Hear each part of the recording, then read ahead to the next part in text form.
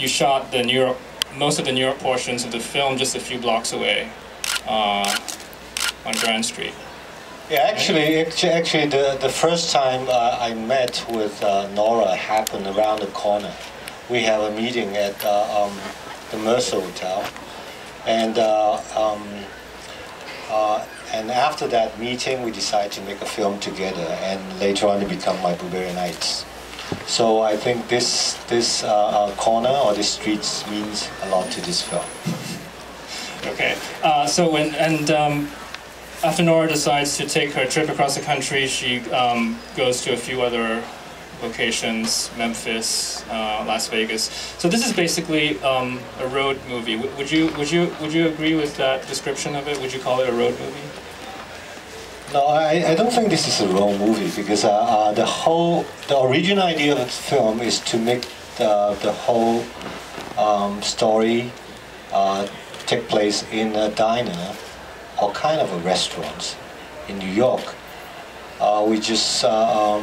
And the story is between Nora and the diner owners. But somehow I realized it's too expensive to shoot like the whole film in New York. So we decided to expand the stories.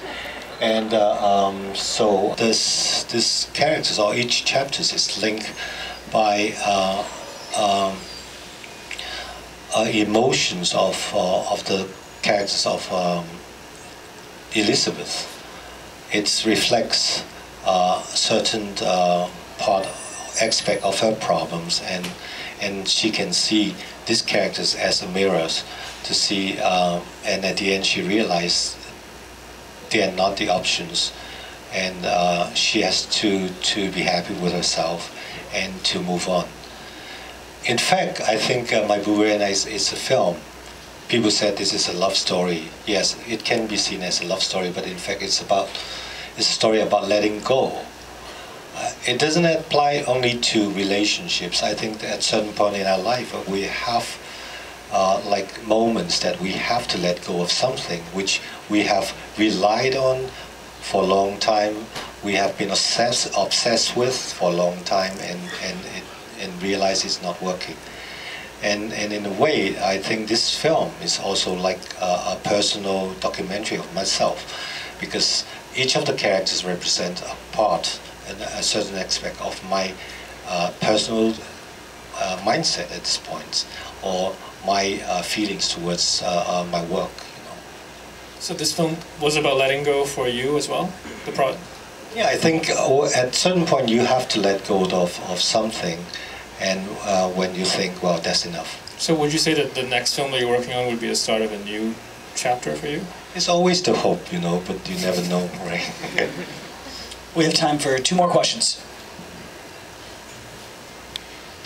So you talked earlier about, you know, that your original idea was to just have it be about a relationship between her and a diner owner, and I saw some of the photographs that you and Darius took, and they were often photos of diners.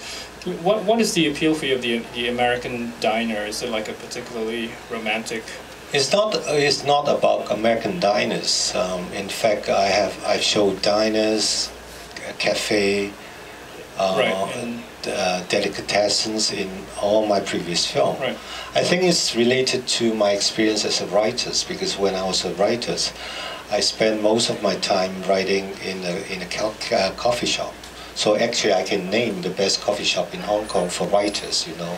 They are quiet, the waitresses are very friendly, and they're not too expensive. And actually I can write a diary about that. So to me, I always consider diners or restaurants, coffee shop, a very intimate place. In fact, because I spend like a lot of hours in these places, I actually understand the feelings, the momentums, and I notice some of the characters, which actually you can make a film about, right? And like in people went to bar or it's because they want to talk to strangers, right? And so that's why I noticed, like during our trip, the first things that we went after a long drive, either at night we go to the bar, in the morning we go to the diner for breakfast, because this is the most easy way to understand this place. And whenever you go into the bar, then you can easily talk to people and you understand the sense of these communities. And also, do you have any advice for artists who have 9-to-5s trying to become, filmmakers and whatnot? Just get a camera and shoot